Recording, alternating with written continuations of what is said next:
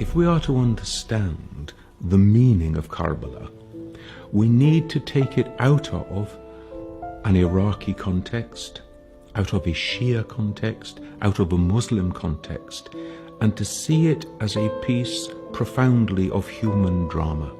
As a community, we have a history. We didn't just start with our own generation, and we can look back into how other human beings lived the human project. We can take examples from them. We can also take warnings from them. These are the circumstances that led these people to do these terrible things.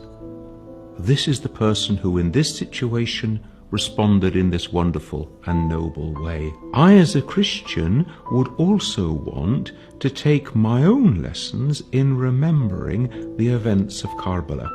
To understand the importance of Imam Hussein, we need to go back to the time of the Prophet himself, because the Prophet designates his successor as Ali to lead the community. And so we start to establish a principle of God deciding who should be the leader of the community. Everybody accepts that Yazid is a very bad example of Muslim life, let alone of Muslim leadership. He openly disobeyed the commands of God. He openly disobeyed the Sharia. It's a crisis of leadership and a crisis of deciding how are you going to respond when injustice and tyranny is facing you. Now, we have here a hadith of Prophet Muhammad which enables us to get a sense of the importance of this. He says on one occasion, the greatest jihad is to speak the word of truth into the face of a tyrant. This is the highest challenge to any human being, to actually face down a tyrant and not give in. So this is what's going on in the mind of Hussein in Medina with his community, and he knows that in a very short period of time he is going to be faced with the demand to make an oath of allegiance to Yazid, who he knows to be a totally unworthy person to lead the community.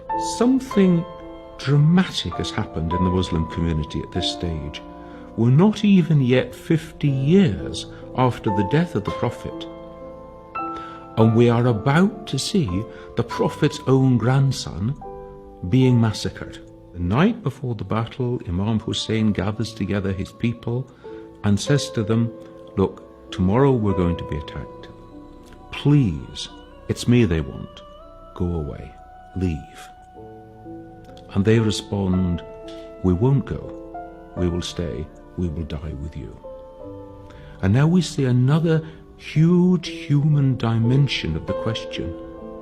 What do you do if you are the supporter of an upright, honest, just person who is facing injustice? Do you stand with him, even at the cost of your own life? Or do you run to save yourself?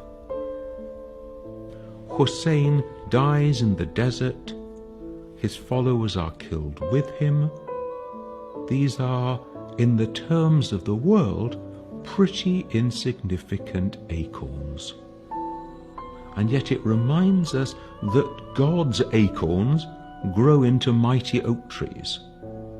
Because here we are 2,000 years after the time of Jesus, 1,400 years after the time of Hussein, and we remember them, and they are examples to us still, and their names live on in the lives of their followers in ways that they could not possibly have imagined.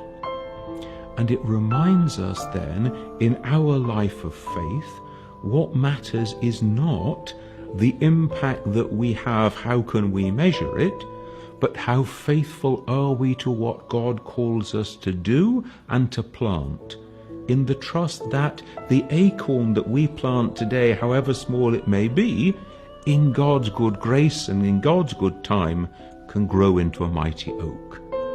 This is the life of faith. We do not